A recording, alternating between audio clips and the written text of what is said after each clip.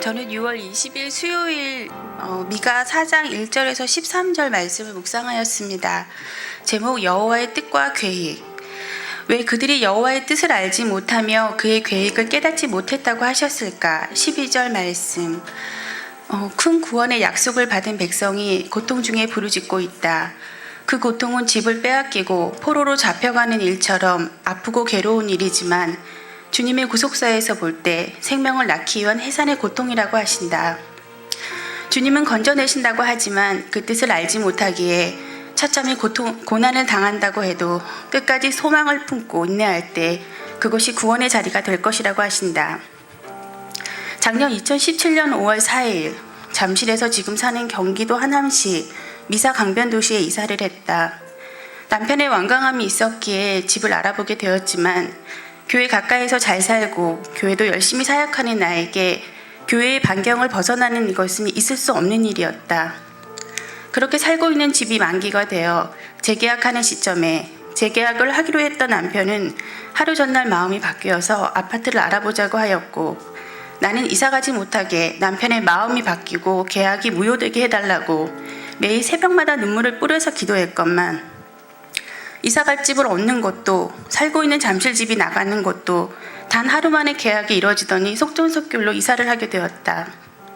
매일같이 가던 교회를 못 가니 집 근처 교회에서 새벽 기도도 드려봤지만 6년을 매일같이 다니던 주님 기쁨의 교회와 잠실이 아닌 다른 곳에 있는 현실이 두려움과 원망으로 느껴져 집을 빼앗기고 바벨론의 포로로 잡혀가는 것과 같았다. 10절 말씀. 그 후론 여러 가지 생각이 있었다. 그때 잠실에 집을 살 기회가 있었지만 하나님께서 주신 기회를 분별하지 못한 것 같아 회개를 했고 그 당시 사역이 버겁다고 했던 여러 생각들이 들며 나는 내가 가진 것을 감사하지 않았던 것도 회개를 하였다. 일주일에 4일에서 5일을 교회로 오면서 거리가 멀으니 이번엔 양육 사역을 그만할 거야라고 몇 번을 다짐했다가도 다시 주님의 뜻이라면 내가 있어야 할 자리라면 가겠습니다 하고 포기할까 말까를 수도 없이 생각하다가도 결국은 맡은 사역을 하였습니다. 양육이 끝나면 정신없던 10주가 보람이 됐다가도 불만은 올라오고 멀리 보내신 것은 쉬라는 뜻이라 생각하며 그동안 바쁘게 지내왔으니 쉬어야 된다는 자기 위안을 하기도 했습니다. 그러면서 집에 대해 뚜렷이 계획이 없던 나는 이번엔 기필코 집을 장만하여야 이사를 이리저리 다니지 않겠다고 생각해서 장막을 놓고 기도하게 되었습니다. 그러고 생각을 해보니 쉬는 게 아니라 더 기도를 해야겠다는 마음에 수요 여리고 기도, 목요 중보 기도 등 기도의 자리에 나왔습니다.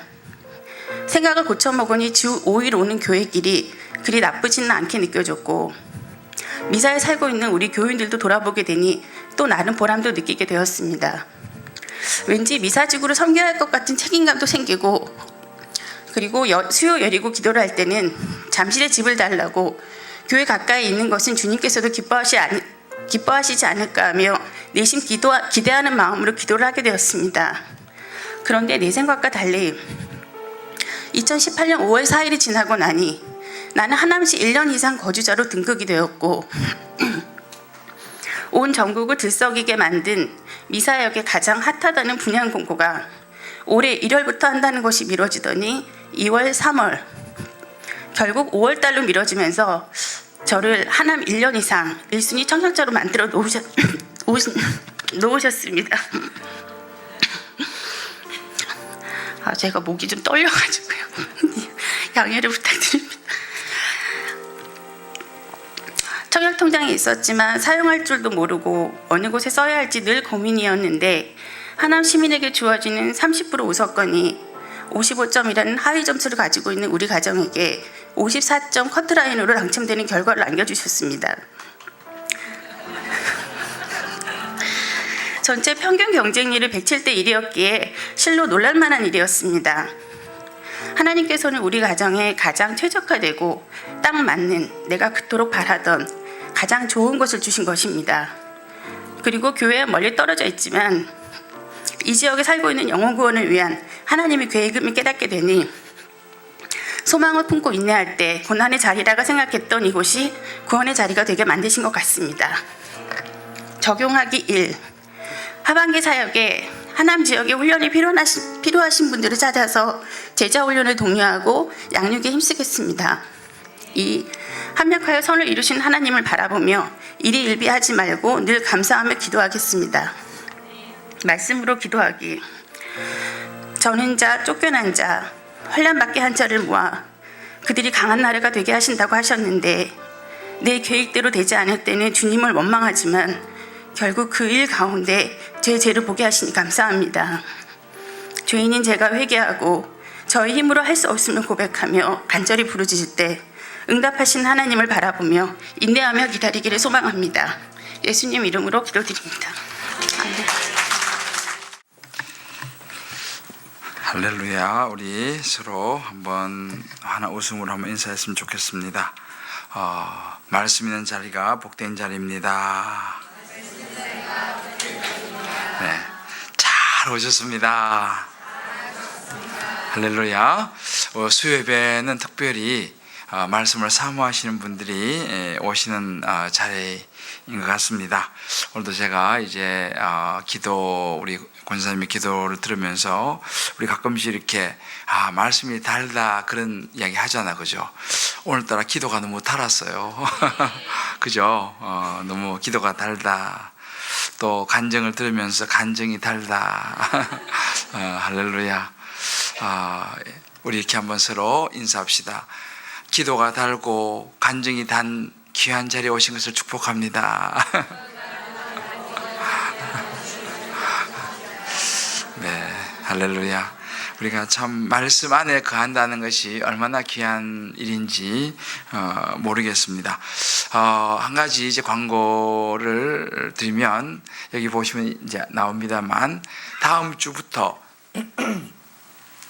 4주 동안은 우리나라에서 구약학에 아주 권위가 있고 또 참 은혜스러운, 교수님이라고 해서 다 은혜스러운 건 아니거든요. 근데 우리 차주인 교수님 저희 교회 지난번에도 오셨는데 굉장히 은혜스러워요. 그래서 이번에 제가 특별히 부탁을 해서 4주 동안 다음 주부터 이제 구약 교수기 때문에 이번에 창세기와 출애굽기를 떼기로 했습니다.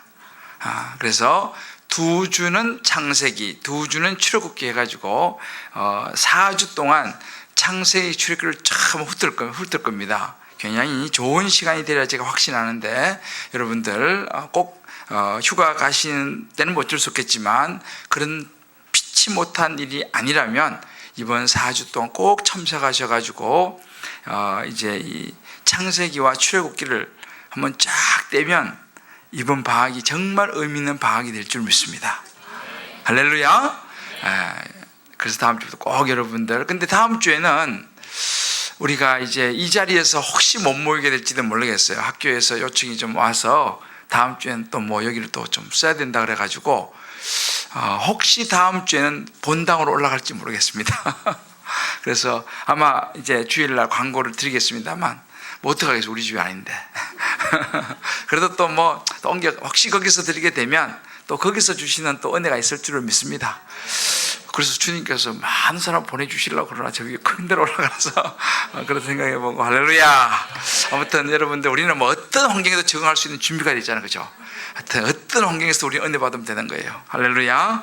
그래서 혹시 다음 주는 이제 본당으로 올라가서 예배를 드리게 될지 모르겠지만 혹시 그러면 제가 주일날 미리 광고를 해드리도록 하겠습니다. 그래서 여러분들 하여튼 이번 4주 동안은 창세기 출애굽기 아주 좋은 그런 시간이 될 줄 믿습니다.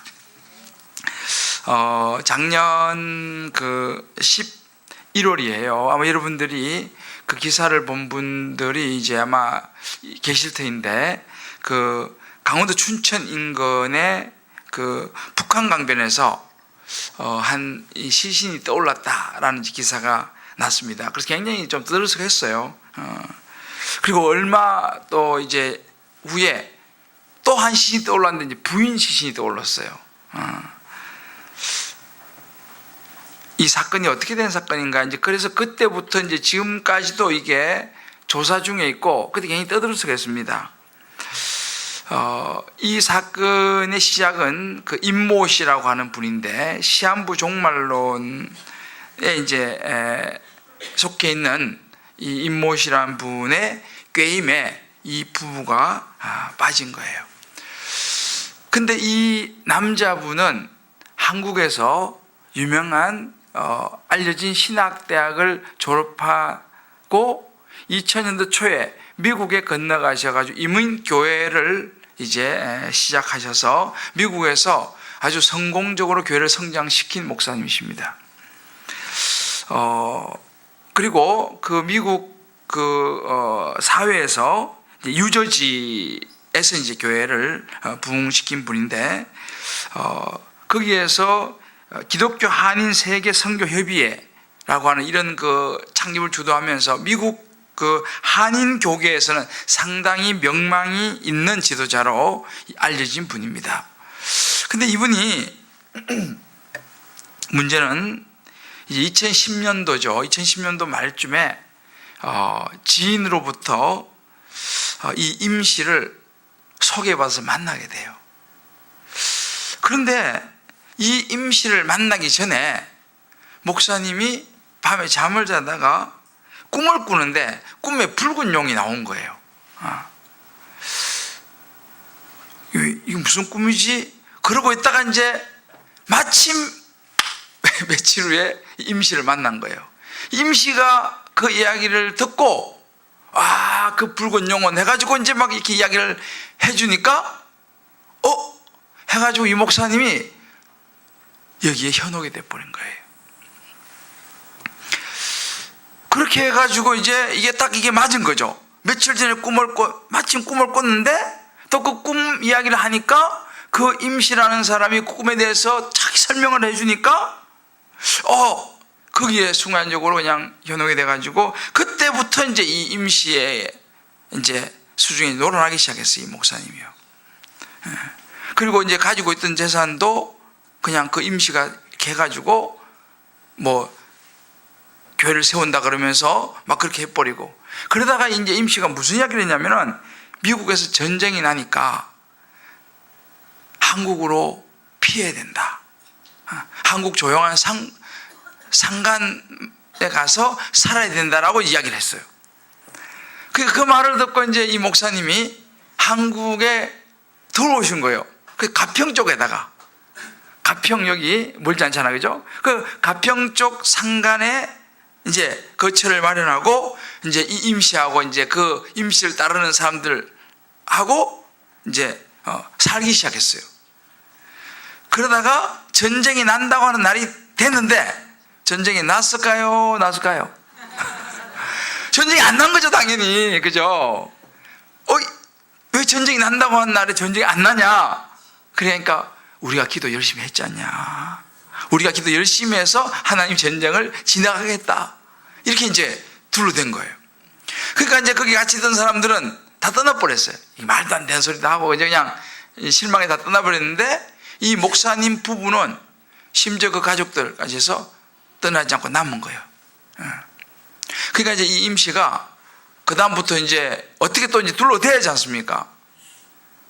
그러면서 하나님을 만나서 이 문제 이 응답을 받아야 된다 그러면서 이제 서서히 이제 자살 쪽으로 몰아간 거예요. 그래가지고 이제 목사님부터 이제 강변에다가 내려놓고 이제 그래가지고 이제 먼저 자살하시고 또 얼마 후에 또 부인도. 자, 여러분 이 이야기가 말이 됩니까? 말이 됩니까? 우리가 볼 때 말이 안 되잖아요. 이게 무슨 장난치는 것도 아니고, 그죠? 말이 안 되는 이야기예요. 그런데 그런 명망 있는 그것도 평신도가 아니고요, 목사님이라니까요. 목사님이 넘어갔어요. 결국은 그래서 지금 이게 과실 자살 방조죄 막 해가지고 지금도 이제 법원에서 계속 이걸 지금 하고 있어요. 여러분 보세요. 수많은 이단에 빠진 사람들 보시면요, 맹한 사람들 빠질 것 같죠? 맹한 사람들은 맹해가지고 빠지지도 않아. 맞길 알아들어야지 빠지지. 또 나름대로 똑똑하다고 하는 사람 있잖아요. 뭔가 자기 나름대로 생각이 있다고 하는 사람들, 이런 사람들이 이단에 의외로 많이 빠집니다. 여러분들 가끔씩 요즘 안상홍, 요즘 하나님의 교회. 지난번에 제가 어디 갔는데 엄청 크게 지어놨더라니까요. 이 하나님의 교회가요, 이 분당부터 해가지고 굉장히 많이 늘어났어요. 거기는 뭐냐면, 그 안상홍은 죽고, 이제 부인이 이제 그 자리를 차지해서 하나님 어머니예요. 그 사람이 하나님 어머니. 하나님 어머니 보셨어요? 있어요, 하나님 어머님이. 우리 하나님 어머니. 그런데 그 하나님 어머니를 믿는 사람이 굉장히 늘어나고 있다니까요. 통일교회 가면요, 교수들이 수룩박죽해요. 제가 연구소 공부할 때 통일교회 그 장학금 받고 공부하는 교수들 여러 명 봤어요. 물론 신학하는 사람은 아니지만 일반 이런 그래가지고 통일교회에서 장학금 대줘가지고 영국 와서 박사학위 받고 돌아가는 거예요. 장학금 받고. 그럼 돌아가면 뭐 합니까? 통일교회에서 이제 저기 하는 거죠. 여러분, 시대가 이런 시대예요. 근데 왜 그러면 그런 똑똑한 사람이 넘어가느냐? 그죠? 그 목사님이 왜 넘어갔을까? 사단은요, 이렇게 말해요. 절대 딴 사람한테 이야기하지 마세요. 이렇게 얘기해.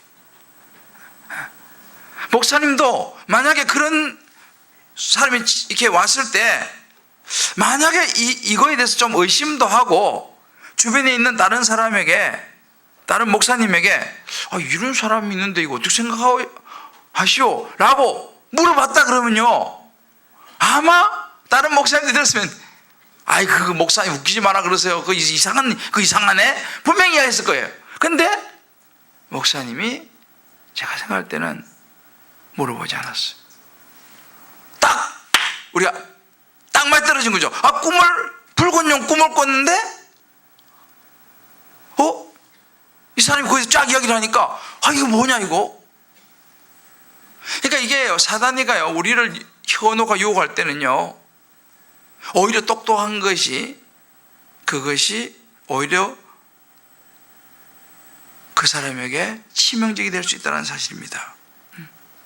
사단 대체로 말해요. 다른 사람한테 이야기하지 마세요. 가끔씩 여러분들, 오늘 내가 무슨 일 때문에 전화하다가 그 얘기했는데, 보이스피싱. 그 사람이 옆에 누구 있습니까? 묻는다잖아요. 절대 다른 사람한테 이야기하지 말고 혼자 조용히 나오라고 그런다잖아요. 그죠?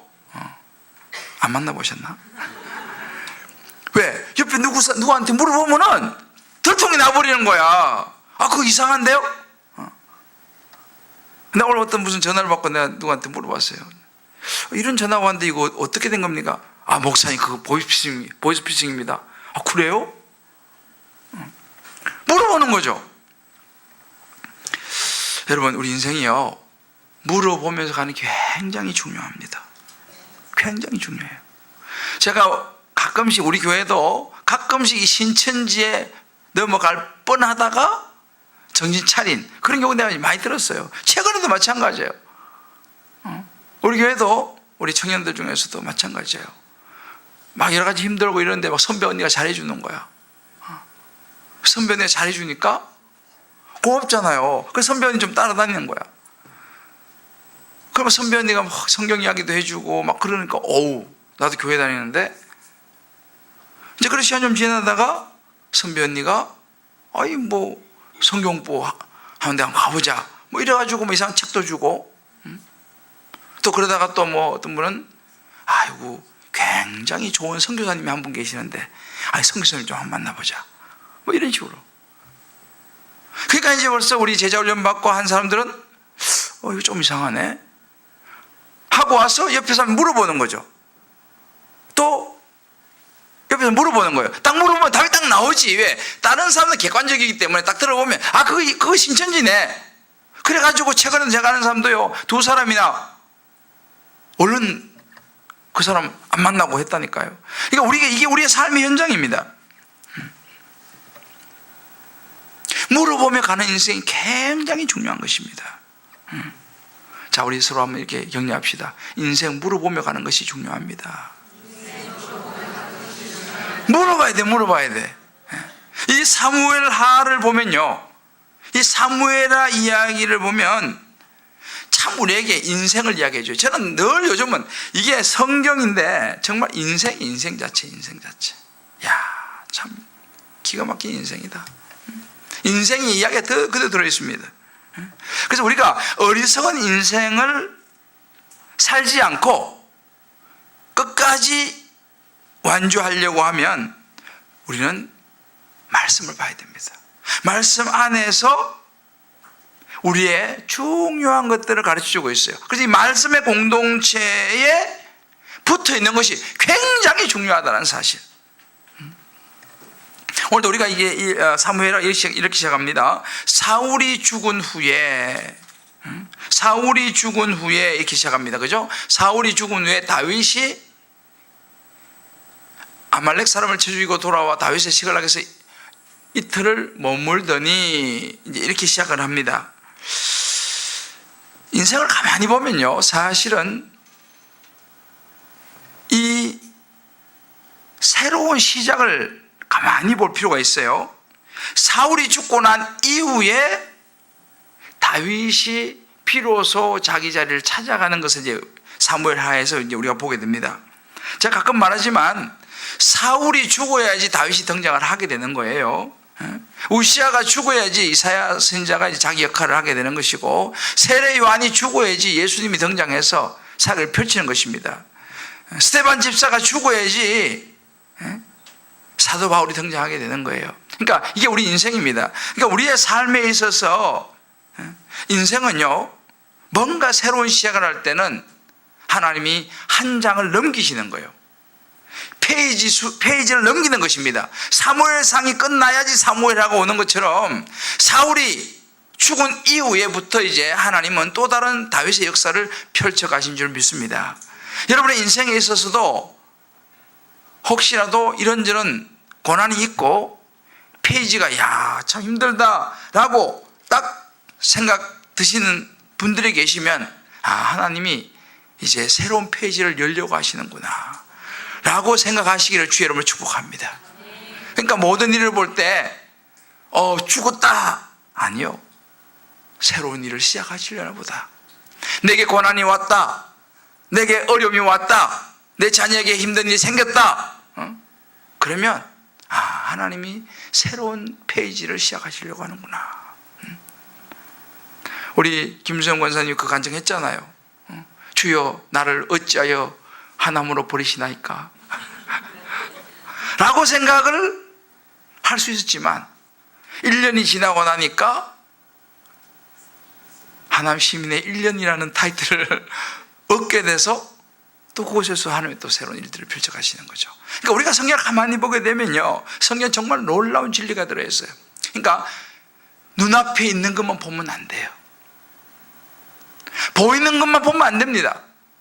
보이는 것은 잠깐이요, 보이지 않는 것이 영원하다는 사실을 믿으시기를 주의 이름으로 축복합니다. 세상 사람들은 보이는 것만 보는 거예요. 눈앞에 보이는 것만 보는 거예요.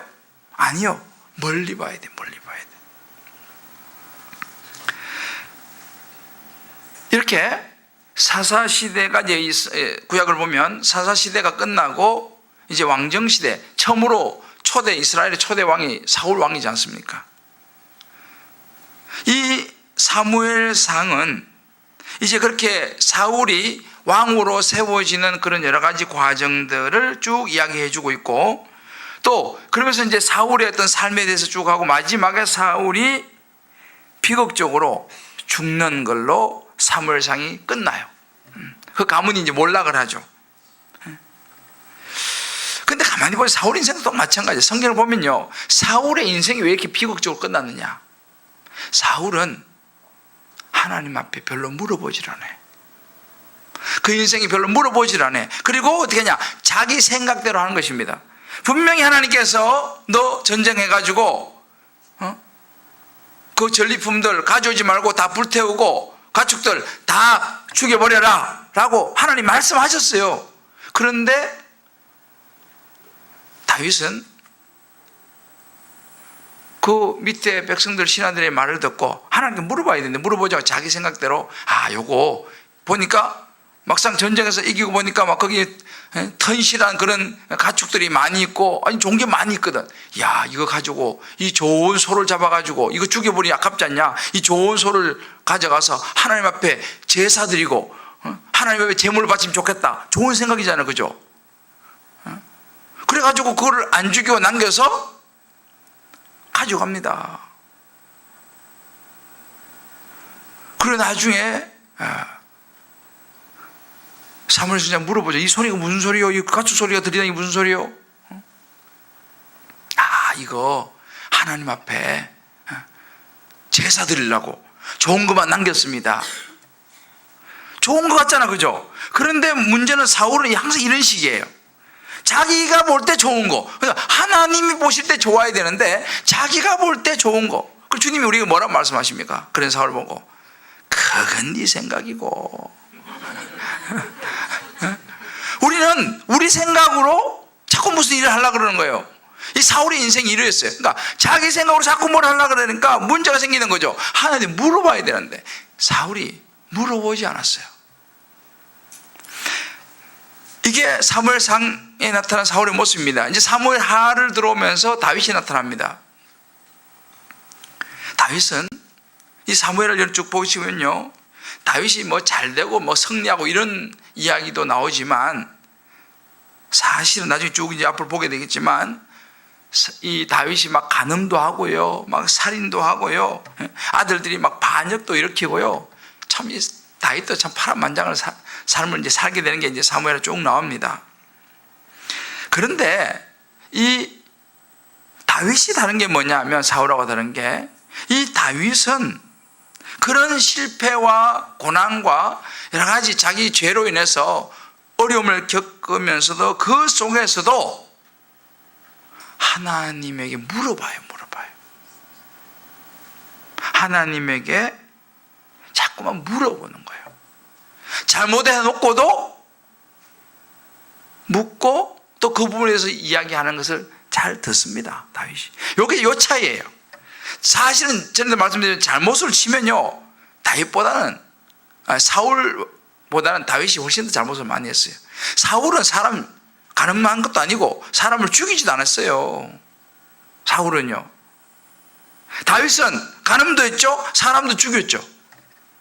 죄로 치면 누가 훨씬 더 큰 죄입니까? 다윗이 훨씬 더 큰 죄라니까요. 그런데 하나님은 사울을 버렸어요. 왜?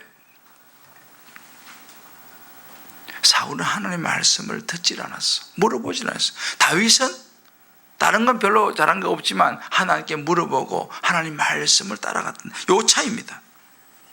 그러니까 우리 인생이 그렇게 이렇게 물어보는 게 너무너무 중요해요. 근데 중요한 것은 누구에게 물어보느냐라고 하는 것입니다. 누구에게 물어보느냐. 그리고 또 물어본 다음에 그 대답을 가지고 분별을 하는 것이 굉장히 중요합니다. 그래서 저도 우리 교육자들에게 제가 자주 이야기하는 그런 거예요. 나한테 좀 물어보시오. 혼자 뭐 하지 말고 나한테 물어보시오. 내가 그 얘기를 자주 해요. 물어보라는 거예요. 왜? 물어보면 답이 나오는데 왜 안 물어보냐는 거지. 제가 그런 얘기 굉장히 자주 하거든요. 좋은 며느리가 되는 비결이 뭔지 알죠? 좋은 며느리가 되는 비결 모르시나? 시어머니한테 물어보는 거예요.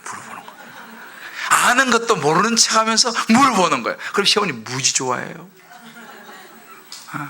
정말이에요. 그 내가 우리 집사람한테도 뭐라 그러면 빨리 전화해서 물어보라고. 반찬하다가 그죠? 아는 것 같지만 한번 물어보는 거예요. 그러면요 엄청 좋아해요, 시어머니들이. 물론 전화가 좀 길어져서 문제가 되지만은 아무튼 물어보면 그렇게 좋아하는 거예요. 왜? 막 가르치고 싶잖아요. 그러니까 좋은 며느리 되려면 시어머니한테 다 아는 거 뻔한 이야기지만 물어보는 거예요. 한번. 여기 계신 시어머니들 그러지 않아요? 아무도 안 계시나? 여러분, 좋은 학생은요 어떤 학생이 좋은 학생입니까? 선생님 질문 있습니다 그렇잖아요. 선생님한테 물어보는 게 제일 확실하다니까요. 지난번에 우리 아들이 그런 거예요. 시험 볼 땐가 뭐한가 선생님한테 물어보러 갔대. 뭐가 중요하냐고. 참 우리 아들 재밌어요. 우리 아들은. 그래서 선생님한테 가서 물어봤대. 선생님 뭐가 중요해요? 물어보니까 선생님이 이거 중요하지. 그게 문제 나왔다는 거야. 참 그 선생님 훌륭한 선생님이요. 보세요. 물어보는 거예요. 물어보는 거. 지금 좋은 학생은 자꾸만 질문해야 되는 거예요. 하나 선생님 이거 잘 모르겠는데 그럼 선생님이 대답해 주지 않습니까? 이게 물어보는 게 너무너무 중요해요. 좋은 성도가 되려면 어떻게 됩니까? 좋은 성도가 되려면 목사님한테 물어봐야지. 목사님한테 물어봐야 돼요. 그럼 좋은 성도가 될 수 있는 거예요. 하여튼 묻는 게 너무너무 중요합니다. 이제 이 지혜로운 다윗의 인생은요, 제가 한 두 가지만 나누겠는데, 첫 번째는 묻는 인생이었어요. 다윗은 이제 말씀드린 늘 묻는 선생이었습니다. 오늘 성경 본문에도 보면, 오늘 제가 이제 그냥 첫 번째 장을 선택을 했는데, 여기 보면 이 찾아온 청년, 사울이 죽었다고 알려주며 찾아온 이 청년에게 3절, 5절, 13절 세 번이나 물어봅니다. 나중에 이제 뒤에도 보면요, 다윗은요 항상 물어봅니다. 아비새 나중에 나옵니다만 아비새한테도 26장에 보면 3절상 26장에 보면 물어보고, 또 사울의 죽음 이후에 사무엘 2장 1절에도 보게 되면 나옵니다. 그 후에 다윗이 여호와께 물어가로되 내가 유다 한 성을 올라가리까 묻습니다. 여호와께서 가라사대 올라가라. 다윗이 가로되 어디로 가리까? 가라사대 헤브론으로 갈지니라 그랬습니다. 그래서 진짜 이제 그 말을 듣고 헤브론으로 올라가죠. 또 저 뒤에 사무엘하 5장에 가게 되면요, 다윗이 여호와께 물어가로되 내가 블레셋 사람들에게로 올라가리까? 블레셋 사람과 싸워야 되겠습니까? 물어보니까 여호와께서 저희를 내 손에 붙이시겠나이까? 제가 올라가 싸우면 이기겠습니까? 물어보는 거예요. 그때 여호와께서 다윗에게 말씀하시되 올라가라. 내가 단정코 블레셋 사람을 내 손에 붙이리라 하신지라. 할렐루야. 다윗은 계속 물어봅니다. 이렇게 물어보는 것이 굉장히 중요하다는 사실. 사울이 죽은 후에 이 소식을, 이제 우리가 1장에 나온 내용이죠, 사울이 죽었다고 하는 소식을 알려온 청년이 있었습니다. 여러분, 그 소식을 들으면 다윗이 기분이 어떻겠습니까? 지금 십수년을 도망 다닌 사람이 다윗 아닙니까? 자기 죽이려고 그래서 이 사울 왕이 그렇게 오랫동안 다리도 한번 뻗고 잠도 제대로 못 자게 했던 그 사울이 죽었다라고 하는 소식을 들으면 이 얼지 반가운 소리가 아니겠습니까? 사람 마음이라면. 그런데 다윗은 달랐어요. 그 기별을 해주는 사람에게 자초지종을 물어봅니다. 어떻게 죽었냐? 쫙 물어보고 난 다음에 그 다음에 나오는 것이 뭐냐면, 우리가 오늘 읽진 않았습니다만 다윗이 참으로 슬퍼해요. 막 슬퍼합니다. 그러면서 심지어 2장 12절을 보면요, 울면서 금식까지 해요. 그리고 슬픈 노래를 부르기까지 합니다. 이게 이제 1장 17절에 쭉 27절까지 나오는데, 슬픈 노래를 지어서 부르기까지 합니다. 26절에서 27절 보면 내 형 요나단이여, 내가 그들을 애통하면 그들은 내게 심히 아름다움이라. 그대가 나를 사랑함이 기이하여 여인의 사랑보다 더하였도다. 오호라, 두 용사가 엎드려졌으며 싸우는 무기가 망하였도다. 그렇습니다. 저는 이 부분들을 보면서 어제가 이제 수녀관에 잠깐 조금 나눴는데, 정말 다윗의 위대함을 제가 보게 돼요. 자기를 죽이려고 쫓아다니던 그 사울 왕이 죽었다는 소식을 듣고 인간적으로 생각하면 얼마나 속이 시원하고 내 모든 억울함을 다 풀었다라고 말할 수 있는데, 다윗은 어떻게 했습니까? 그 좋은 소식을 전해준 그 청년을 오늘 우리가 읽었던 말씀 보면 다윗이 어떻게 했습니까? 죽여라. 아니 좋은 소식을, 그 사람은 좋은 소식 전해가지고 뭐 벼슬이라도 하나 얻을까 싶어서 막 좋아가지고 뻥 좀 이렇게 과장까지 해가지고 이야기했는데 다윗은 생각이 달랐습니다.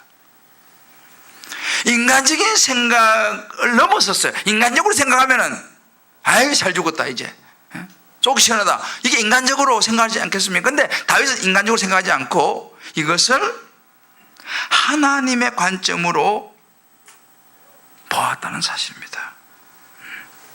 그러면서 사무엘하 1장 14절을 한번 읽어봅시다. 1장 14절 나오나요? 자, 다 같이 한번 읽어봅시다. 시작. 네. 여기 보면 나옵니다. 이게 다윗의 중심 생각이었어요. 내가 어찌하여 손을 들어 여호와의 기름 부음 받은 자 죽이기를 두려워하지 아니하였느냐? 이게 이제 다윗의 하나님 중심의 생각입니다. 다윗은 인간적으로 이 소년이 당연히 좋아할 줄 알았죠. 근데 다윗이 하나님의 관점으로 딱 생각하니까 너가 지금 한 일이 무슨 짓을 한지 아냐? 하나님이 손을 들어 여호와께서 기름 부음 받은 자를 네가 두려워하지도 않고 죽였느냐? 그리고 그 사람을 죽음으로 다스립니다.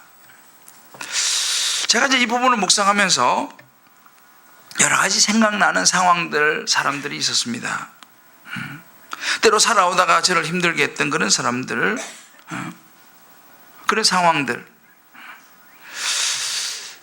이런 것들을 내 인간적인 관점으로 생각할 것이 아니라 하나님의 관점으로 생각해야 한다는 사실을 묵상해 보았어요. 인간적인 생각으로 자꾸 하게 되면 이 다윗처럼 이런 삶을 살기 어렵습니다.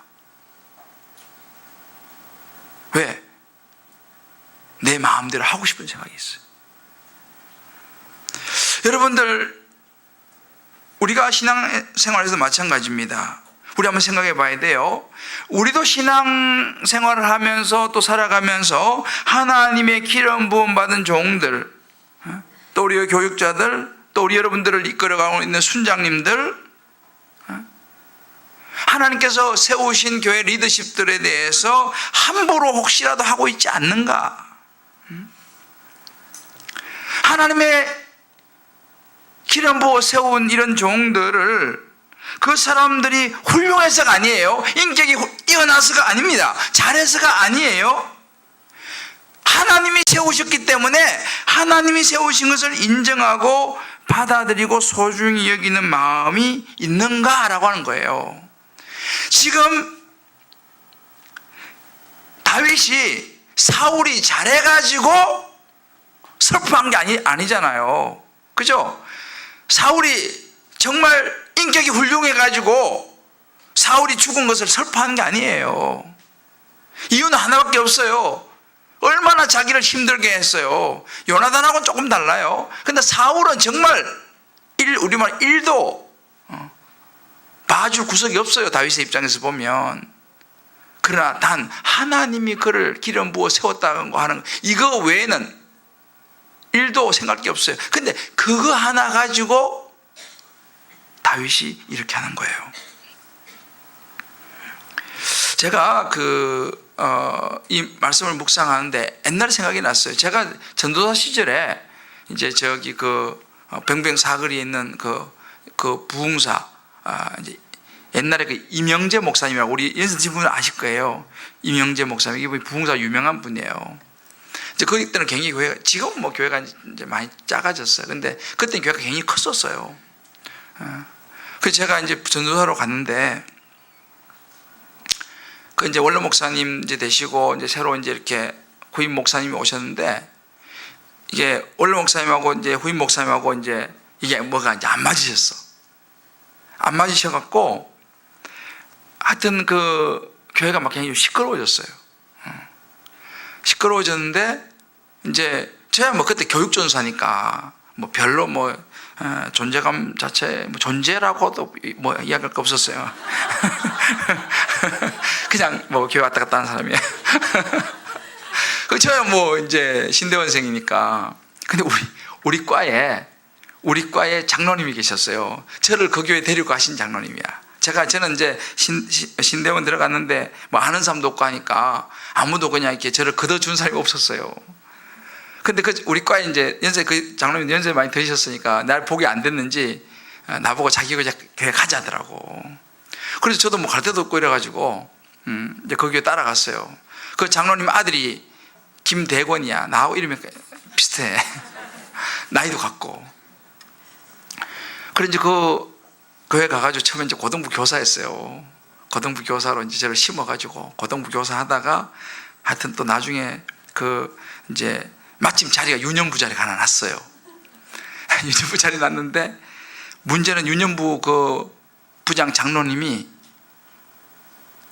내가 뭐 이제 우리 그 장로님이 저를 막 소개했죠. 우리 같은 클래스메이트, 그래서 클래스메이트 나이는 훨씬 많으죠. 클래스메이트니까 좀 받아줘 막 이래가지고 막 로비를 했는데 그 장로님이 나를 딱 보더만은 싫대. 그래가지고 정말 왜냐면 뭐 제가 뭐 경력이 있습니까? 뭐가 아무것도 없잖아요. 그냥 신대원 1학년 이제 막 입학했지. 저는 뭐 일반 대 나왔으니까 볼 게 없잖아요. 그래도 거기가 제법 큰 교회였어요. 근데 이제 장로님이 이제 마음이 안 차는 거야, 저를. 어떻게 해줘야 뭐 그냥 가만히 있는 거지. 근데 하여튼 그 장로님이 로비를 잘 하셨어. 그래서 이 장로님이 울며 불며 나를 받았어. 울며 불며 나를 어쩔 수 없이 나를 이제 전도사로 받아가지고 그래서 제가 교육전사 됐어요. 근데 그 장로님이 지금도 저한테 연락을 합니다. 지금. 하여튼 그 장로님하고 그 유년부에 또 이야기하면 또 딴 데로 가기 때문에 그만하고. 하여튼 근데 그 유년부 가가지고 제가 너무 좋았어요. 제가 전에 이야기했는데 그 유년부 교사들, 또 전 제 스타일이 있잖아요.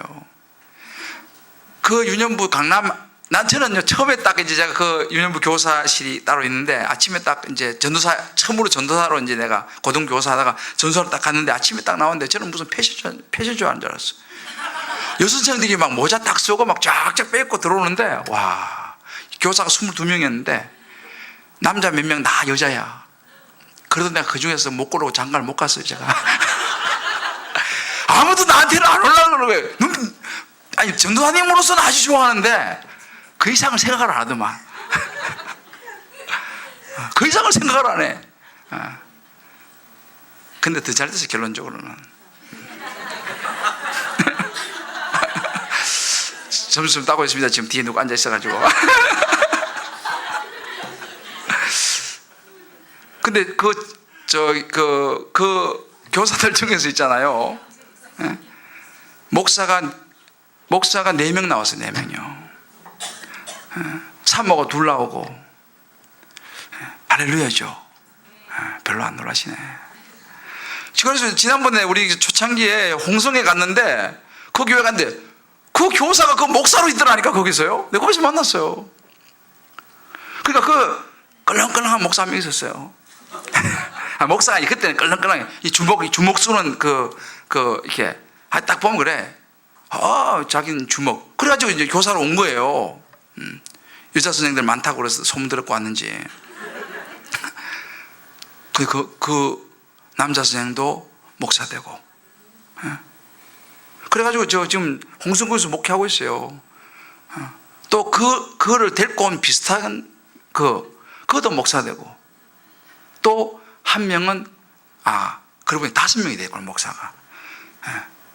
그리고 2명 또 다른 남자 선생. 또 1명, 목사 5명 나왔어요. 그 유년부였어요. 할렐루야죠. 또 사모들 2이 나와가지고 미국에 1명 있고. 여기까지.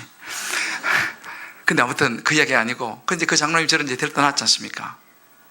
갈 길이 먼데. 저를 이제 근데 지금 참 문제가 생겼어요. 뭐냐면, 이제 우리 장로님이 원로 목사님 편에 선 거예요. 원로 목사님 편에 섰어, 장로님.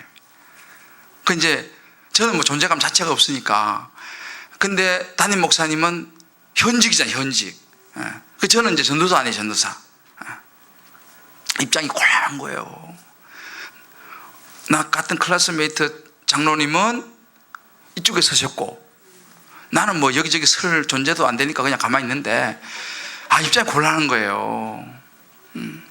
그래가지고 굉장히 교회가 시끄러웠어요. 그래가지고 경쟁했어요. 하여튼 그 와중에 저는 장가 갔어요. 그리고 저는 이제 유학을 떠났어요. 유학을 떠났는데, 나중에 이제 제가 들었는데, 결국 이제 제가 이제 한번 한국에 나와서 그 교회 갔거든요. 그 담임 목사님이 교육전사일 때는 뭐 존재감 자체도 하고 이름도 한번 안 불러주더만은 이제 영국에서 이제 등록금 마련을 한 건 들어왔는데, 그 이제 목사님 찾아가서 인사드렸어요. 그래서 밥을 사주시더라고. 그때 처음으로 이제 밥 먹었어. 근데 3년 동안 그 교회에 있었는데 밥 한 번도 못 먹었는데, 그래서 밥 먹으면서 그러더라고요. 옆에 있는 사모님 보고, 그분이 충청도 분인데 등록금 마련하러 왔디야 그러시더라고. 그러면서 그 목사님 이렇게 해요. 그때는 제가 이제 목사가 됐는데, 김 목사,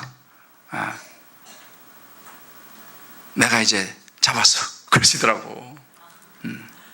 그러면서 그날 수요일날 설교하래 갑자기 나보고. 그날 밤에 설교 이제 했는데, 그런데 내가 그때 알았어요. 목사님이 얼마나 힘드셨구나. 나는 뭐 외국에 있다고 아무것도 모르는데 나보고 만나서 딱 그런 거예요. 김 목사, 내가 이제 잡았다 이렇게 얘기한 거예요. 그러니까 얼마나 힘들었던 것 같아. 그런데 너무 안타까운 게 뭐냐면, 그러니까 이제 반대쪽에 섰던 이제 이런 분들은 뭐 하여튼 이렇게 저렇게 이제 되고, 근데 그 장로님이 참 가슴 아픈 게, 나중에 그냥 근데 그 장로님도 사실 전도사도 되고 해야 되는데 나이도 있고 하지만, 그냥 하여튼 그렇게 저렇게 하시다가 그냥 돌아가셔 버렸더라고. 근데 내 마음이 굉장히 아팠어요. 굉장히 아팠어요. 물론 그 장로님이 굉장히 정의파예요. 그래서 개인적으로 난 너무 고마운 분이죠. 왜냐면 저를 구웠다 뗄 때는 난 장로님이신데, 그리고 정의파고. 근데 그걸 보면서, 그래서 저는 사실은요, 그 당시 그 담임 목사 별로 마음에 안 들었어요. 왜냐면 내가 봐도 좀 그런 게 있어. 내가 봐도 좀 아닌 것 같다 생각을 저는 했어요. 사실은 심정적으로. 말은 못하지만. 그런데 그럼 뭐 나는 이제 떠났지만, 시간이 이렇게 쫙 흘러가서 보니까 하나님이 그걸 기뻐하지 않으시더라고. 하나님이 기뻐하지 않으신 거예요, 그거를. 그 집안이 되게 좋았거든요. 사실 굉장히 그 장로님 집안도 좋고 아주 자녀들도 똑똑하고 아주 괜찮았는데, 하여튼 세월이 많이 지나고 보니까 이게 좀 이렇게 참 이렇게 돼버렸어요. 그러니까 이제 제가 그런 경험을 한번 해보고 나서 세월이 많이 지났잖아요. 그래서 제가 딱 생각한 이거예요. 그래, 주의 종의 일은 하나님께 맡기자. 내가 그걸 딱 나는 그걸 내가 직접적이 아니지만 멀리서 내가 지켜보면서, 그 이후에 이제 시간이 많이 지났잖아요. 많이 지났는데 이제 그것도 장로님들 여러분들 계시니까, 하여튼 참 나중에 지나고 보니까 반대쪽에 섰던 분들이 좀 그렇게 좀 안타까운 그런 모습을 많이 봤어요. 제가 이 말씀 보고서 그런 생각이 나는 거죠. 다윗이 사울이 완전해서가 아니었어요. 그죠? 사울이 잘못도 하고 뭐 그랬잖아요. 근데 다윗은 내가 기름 부음 받은 종이라고 하는 이 부분에 대해서 확실한 거예요. 확실한 거예요. 그리고 다윗은 사울을 좋아하진 않았지만 대적하진 않았어요. 대적하진 않았어요. 그래서 우리가 이런 부분들을 보면서도 참 이 다윗의 그 위대한 것들, 그럼 저는 우리 자녀들에게도 이제 내가 앞으로 그렇게 교육도 할 것이고 그렇게 하려고 그래요. 우리 애들도 이제 신앙생활 뭐 나도 이렇게 있다가 이제 언젠가는 뭐 또 세상 떠날 거고 하늘나라 가면 우리 자식들은 하여튼 뭐 주님 기쁨의 교회가 되기를 바라지만 또 어떻게 될지 모르잖아요. 하여튼 뭐 주님 기쁨의 교회 집사가 되기를 기도하고 있습니다만은 신앙생활 하다가 너는 끝까지 지키라. 어떤 일이 있어도 목사님 잘 모시라. 이 이야기를 내가 우리 자녀들한테 하려고 그래요. 왜? 그 사람이 뭐 훌륭하고 뭐 안 훌륭하고 이런 것도 중요하지만 우리는 하나님 앞에서 하나님의 중심에 서서 가는 것이 중요하다. 할렐루야. 그러니까 우리가 이 다윗을 보면서 이제 그런 생각을 하는 거예요. 우리가 다윗이 이렇게 하면서 계속 물어보는 거, 이게 너무 중요해요. 물어보는 거. 여러분, 성경은 또 마찬가지입니다. 성경을 볼 때 성경을 잘 보는 사람은요, 자꾸 물어보는 거예요. 성경에 질문드리면서 하나님, 이 말씀이 어떤 말씀이죠? 하나님, 이 말씀으로서 오늘 저한테 어떤 말씀을 주시려고 하시는 것이죠? 이걸 자꾸 물어볼 필요가 있어요. 여러분, 다락방이 왜 중요하냐? 제가 늘 요즘 다락방 강조하잖아요. 다락방이 중요한 것은 뭐냐면 우리는요, 약하고 죄인이기 때문에 우리 혼자의 생각과 판단, 묵상과 적용은 자칫하면 독단적으로 주관적으로 흘러갈 가능성이 많이 있어요. 내 혼자 생각하고 혼자 판단하고 혼자 묵상하고 혼자 적용하게 되면 우리가 연약하기 때문에 내 욕심과 내 탐심으로 나 중심으로 흘러갈 가능성이 많다는 것입니다. 그래서 우리가요, 다락방이 중요한 것은 다락방에 가가지고 물어봐야 돼. 말씀의 공동체지 않습니까, 다락방이? 그러면 거기 가서 물어봐야 되는 거예요. 내 묵상을 좀 나눠봐야 돼. 나눠보면 내 묵상이 제대로 가고 있는지 아닌지를 내가 객관화 시켜야 됩니다. 그러니까 제가 처음에 얘기했던 그 목사님도 있잖아요. 목사라도 마찬가지예요. 목사님이지만 그런 사람이 접근해 왔을 때 막 자기가 꿈꾸는 이야기인데 갑자기 그 이야기가 이렇게, 그럴 때 이 목사님이 주변에 있는 다른 목사님이라든지 아니면 교회 장로님이라도 한번 좀 물어보고 이야기를 했으면요, 그렇게 허무하게 넘어가지 않았을 거란 말이에요. 근데 목사라고 하는 그것 때문인지 모르겠지만 안 물어보셨을 거예요, 내가 볼 때는. 그래서 여러분, 말씀하면서 물어보는 공동체가 굉장히 중요합니다. 여러분, 은사도 마찬가지예요. 물어보는 게 너무너무 중요하다니까요. 제가 전에 얘기했죠. 제가 처음 방언 은사를 받았을 때 있잖아요. 겁났어요. 왜? 갑자기 그냥 혀 꼬면서 방언이 터지니까 좋기도 하면서 겁난 게 뭐냐면 귀신 방언도 있다는데, 이 생각이 딱 들었어요. 그래서 제가 어떻게 했냐면 그 교회 전도사님 있잖아요. 전도사님 뒤에 딱 가가지고 내가 생각했어요. 그때는 내가 방언을 해보면 이 전도사님은 여기 귀신 방언인지 아닌지 알 거야. 그때 내가 지금 순진하게 그렇게 생각했어요. 왜? 전도사님은 다 방언하는 줄 알았어요. 그래서 내가 그 뒤에 가서 내가 소리 내가지고 방언 해봤다니까요. 이게 왜 진짜인지 아직 분별해야 될 거 아니에요. 그래서 내가 그 뒤에 가서 막 해봤는데 아무 이야기를 안 하더라고. 그래서 내가 괜찮은 모양이다, 그렇게 생각해서 마음을 놨다니까요. 물론 나중에 생각해보니까 그분이 방언을 못하는 분인지 모르겠는데, 아무튼 검증을 해보는 거죠. 물어보는. 여러분, 이게 내가 내 생각이 내 응답이 맞는지 안 맞는지 여러분 이거를 나눠봐야 돼. 공동체 안에 가서 나눠봐야 됩니다. 제일 좋은 게 어디예요? 다락방이요. 말씀 공동체 가가지고. 최근에 어떤 내가 간증을 들으니까요, 중요한 결정을 앞두고요, 다락방 가서 물어보더라니까요. 미국에서 스카우트 제의가 왔어요. 그런데 이제 다락방 가서 물어본 거죠.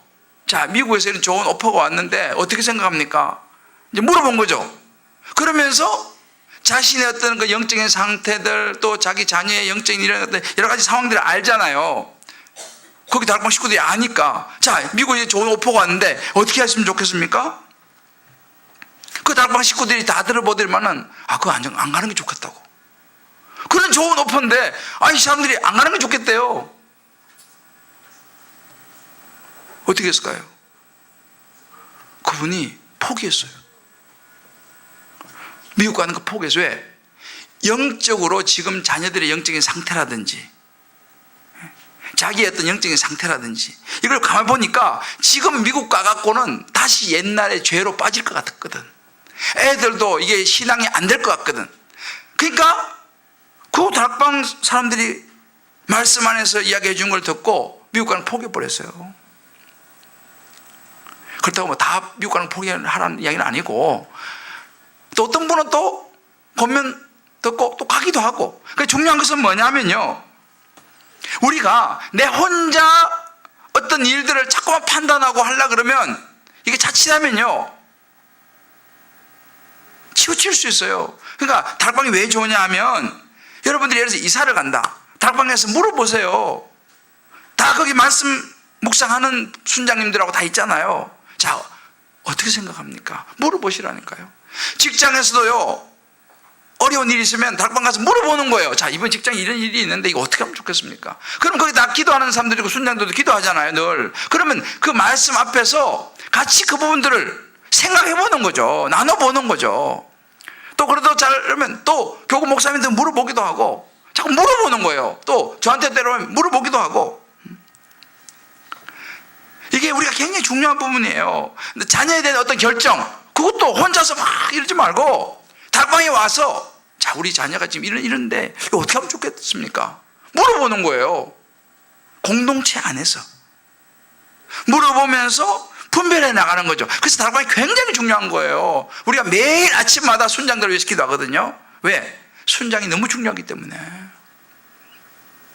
그래서 제가 우리 성도들 전부 다 다락방 들어가야 하는 이유가 뭐냐면요, 묻고 하나님의 제대로 된 음성 가운데 분별하려면 다락방에 나가야 되는 거예요.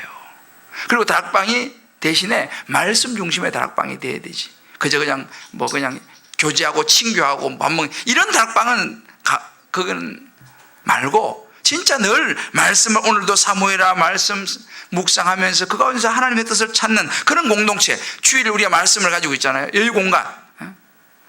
그 여유공간 그러니까 한 분이 나한테도 그렇게 문자를 보냈더라고. 목사님, 저 예배 여유공간을 좀 가지려고요. 오늘 안 갈랍니다. 아니, 그런 이야기 아니라니까 지금. 예배 여유공간을 가지고 어떻게 해요? 예배는 드려야지. 그렇게 적용하시면 안 돼. 이분 여유공간은, 이분 주일은 좀 쉴래요. 저 여유공간이 필요해요. 그렇게 적용하면 안 되고요. 근데 그런 생각이 맞는지를 물어봐야 돼.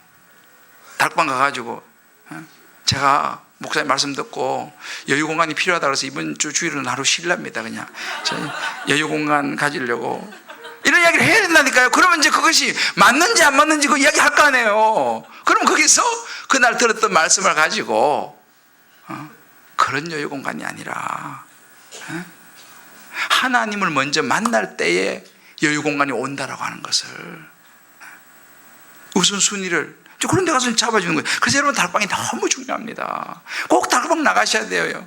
정말 나는 우리 성도들을 막 붙잡아 매려고 하는 게 절대 아니에요. 이 시대가 너무 험하기 때문에, 이단이 막 판을 치고 다니는 이런 시대이기 때문에 하나님께 물으며 가야 된다니까. 다윗이 그거 했어요.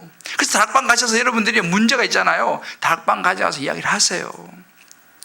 에이, 내 문제 딴 사람이 알면. 아니라니까요. 그게 믿음의 공동체, 말씀의 공동체예요. 다 다락방 가셔야 돼.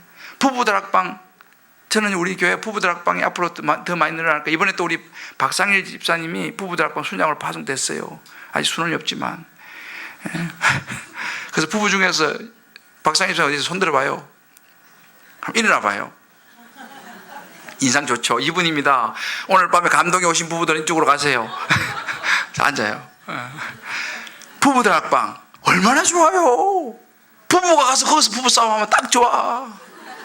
왜냐하면 객관적으로 부부싸움을 하게 되는 거예요. 집에서 하면요, 주관적이기 때문에 싸움이 끝이 안 나. 근데 다락방 가서 부부싸움을 해보세요.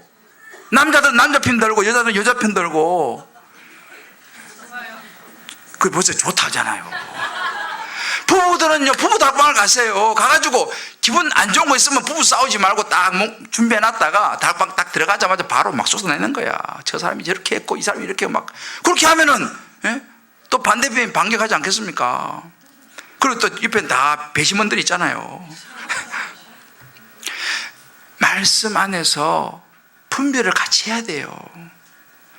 그래서 부부 다락방이 너무 중요해요. 저는 앞으로 우리 교회가 부부 다락방이 많이 지금 늘어나고 있는데 앞으로도 부부 다락방이 많이 늘어나길 바라요. 오늘 하여튼 부부 오신 분들 중에서 감동에 오신 분들은 오늘 끝나고 박상립 집사한테 연락해서 저 우리 교고 목사님 이야기하면 바로 연결 줄 겁니다.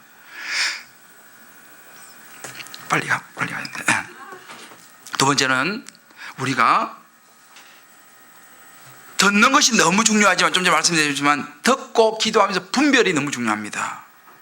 다윗이요 하나님께 듣고 묻고 끝난 게 아니에요. 물었으면 대답을 듣고 그것을 순종했습니다.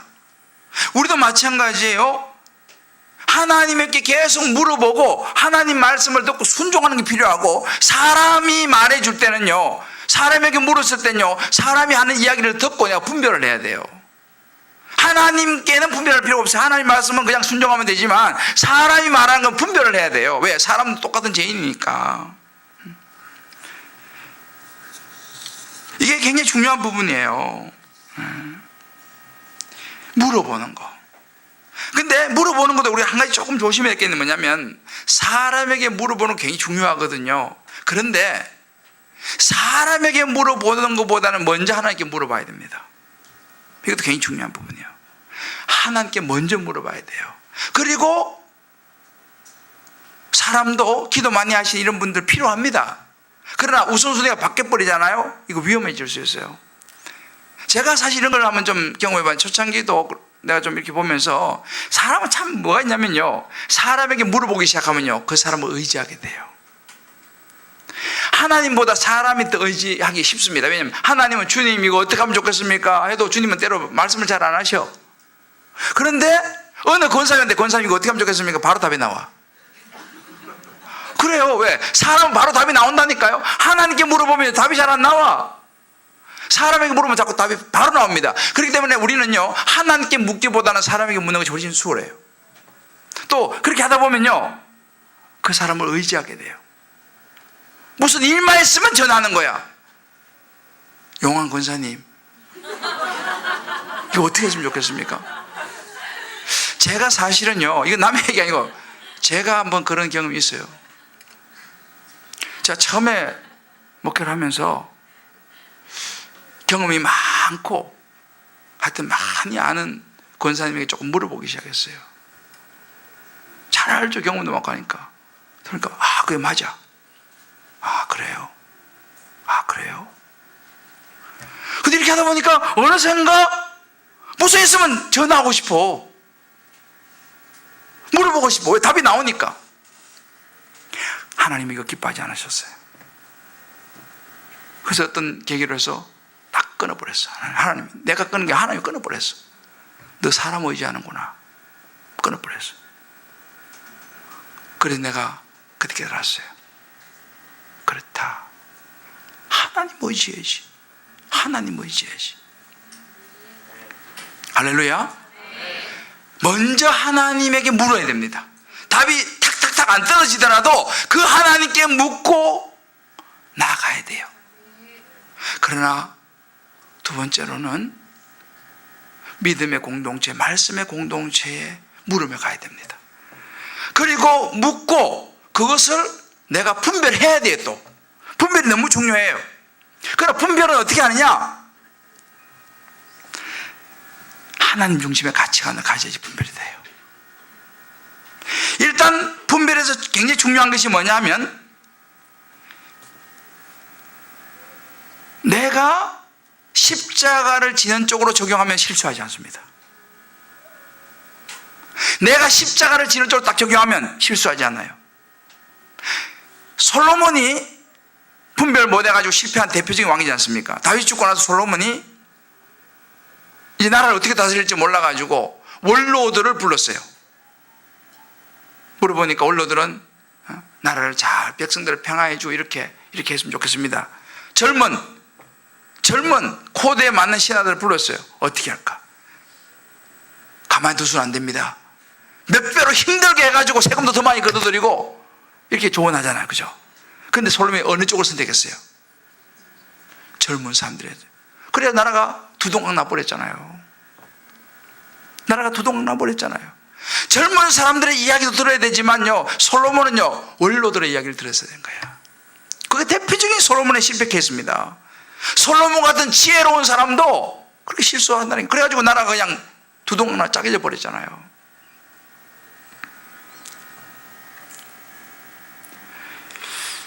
이 사무엘하 제가 말씀드렸지만 다윗은 참 다윗이 위대한 게 몇 가지 있는데, 자기가 죄를 지었을 때 나단 선지자가 왔어요. 나단 선지자가 막 쓴소리를 했어요. 되게 듣기 싫었어요. 왜? 자기 죄를 지적하니까. 그런데 다윗은 듣고 회개했습니다. 듣고 회개했어요. 여러분, 가장 큰 겸손이 뭔지 아세요? 듣고 받아들이고 회개하는 것입니다. 할렐루야. 교만한 사람은 절대 회개 못해요. 교만한 사람은 회개가 안 됩니다. 왜? 내가 잘했는데 뭘. 그러나 다윗을 보십시오. 다윗은 땅을 치면서, 가슴을 치면서 눈물로 회개했습니다. 다윗이. 그게 다윗의 위대함이었어요. 잘못 안 하는 게 위대한 게 아니고, 잘못했을 때에, 하나님이 나를 지적했을 때에 통곡하며 우는 것이 그 진짜 겸손한 거예요. 가룟 유다와 베드로의 차이가 그거잖아요. 베드로는 저주까지 하면서 예수님 부인했잖아요. 그런데 나중에 땅을 치며 통곡하며 울었잖아요. 이게 베드로예요. 그러니까 우리가 중요한 것은 뭐냐면, 잘못을 안 하는 것도 중요하지만 더 중요한 것은 잘못한 이후에 하나님 앞에서 겸손히 회개하느냐 안 하느냐. 이게 다윗의 위대함이에요.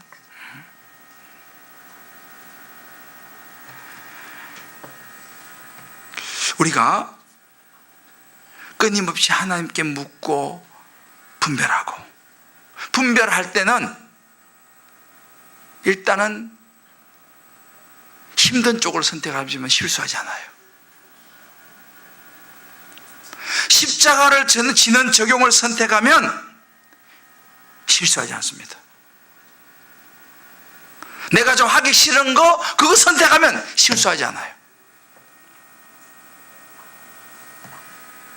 이게 분별에서 굉장히 중요한 부분입니다. 전에 한번 제가 예레미야 말씀했죠.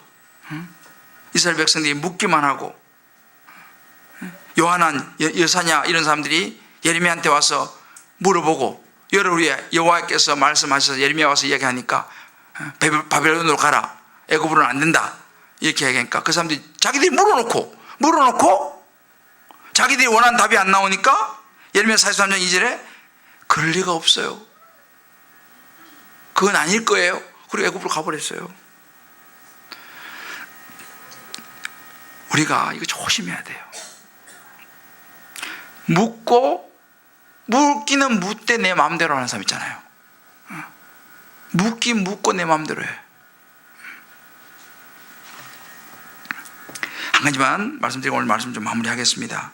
이렇게 분별이 너무 중요한데, 오늘 이 말씀을 가만히 여러분 묵상해 보면요, 이제 하나님 앞에 순종을 해요. 이제 이 다윗이 하나님께서 헤브론으로 올라가라 이렇게 말합니다. 그런데 다윗이 헤브론으로 올라가는데 혼자 올라가지 않았어요. 자기 주변의 사람들, 여기 2장 3절에 보면 또 자기와 함께한 추종자들과 그들의 가족들을 다윗이 다 데리고 올라가서 헤브론 각 성읍에 살게 하니라. 저는 이 부분이 굉장히 중요한 부분이라고 생각하는데, 하나님의 음성에 순종할 때는요, 혼자만 하는 게 아니라 주변 사람들도 같이 가도록 격려하는 것이 중요하다. 순종은요, 혼자만 하지 마시고 옆에 있는 사람들 같이 데리고 하시기를 주의 이름으로 축복합니다. 그러니까 그 다윗이 혼자 올라가니까 친척들 다 데리고 같이 헤브론 올라갔잖아요. 그래서 헤브론 올라가서 다 축복받은 거 아니겠습니까? 자, 우리 빼뿐하고 이렇게 한번 정리합시다. 같이 헤브론 올라갑시다. 할렐루야. 여러분들이 끌어주셔야 돼. 우리 같이 헤브론 올라갑시다. 그죠? 같이요. 아이고 난 냅둬, 난 내 혼자 갈래. 이러면 안 돼요. 같이 헤브론 올라가는 거예요. 다윗이요, 같이 헤브론 올라갑니다. 자기와 함께한 추종자들, 그들의 가족들, 다윗이 다 데리고 올라가서 헤브론 각 성읍에 살게 하니라. 같이 가야 돼. 같이 가셔야 돼. 여러분 주변에 헤브론으로 같이 올라갈 사람이 있는지 한번 돌아보세요. 하나님 음성에 같이 순종할 사람이 누가 있는지 한번 돌아보세요. 근데 그 사람들은 잘 몰라.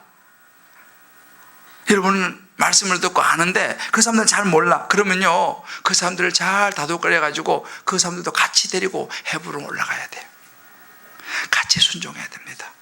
내가 혼자 순종하는 것도 중요하지만 같이 하나님 앞에 순종으로 손잡고 나아가면요, 그 사람들도 여러분으로 인해서 하나님의 복을 받을 줄을 믿습니다. 할렐루야. 우리 사랑하는 우리 성도 여러분, 이제 우리 인생을 오늘 다윗을 통해서 이 사무엘하 앞부분만 좀 살펴봤는데, 다음에 제가 이제 언제 시간이 되면 이 사무엘하를 한번 쫙 보고 싶어요. 이 사무엘하 보면 이 다윗의 인생 속에서 있잖아요, 거기 막 여러 가지 이제 사건이 많이 생기잖아요. 진짜 우리 인생에서요, 정말 교훈이 될 것이 너무너무 많이 있어요. 여러분들 이제 계속적으로 요즘 이제 사무엘하를 잘 묵상해 보시면서 하나님 앞에 내가 묻는 인생 돼야겠다. 묻고 또 공동체에 가서 묻고 또 분별하면서, 그래서 가정에서도 대화가 중요해요. 부부간에 말씀을 붙잡고 대화를 많이 해야 돼요. 말씀 놓고 대화해야 돼요. 말씀 놓고. 말씀 빼면 싸움밖에 안 돼요. 말씀 놓고 기도하셔야 돼요. 대화하셔야 돼요. 여러분 자녀들에게도 물어보세요. 너희들 어떻게 생각하니? 자녀들에게도 물어봐야 돼요. 부모라고 일방적으로 하면 자녀 시간에 물어봐야 돼. 여러분 자녀들 부모님한테 꼭 물어봐야 돼. 저는 요즘 우리 교회 우리 이제 연세 드신 우리 장로님들한테 요즘 제가 잘 물어봐요. 어떻게 생각하세요? 제가 잘 물어봐요. 물론 분별은 제가 기도하면서 합니다만은 물어보는 거예요. 왜요? 말씀 안에 있는 공동체에게 물어보며 가는 거예요. 자꾸 물어보는 거예요. 교구자님들도 또 모아가지고 또 물어봐요. 어떻게 생각하세요? 물어봐요.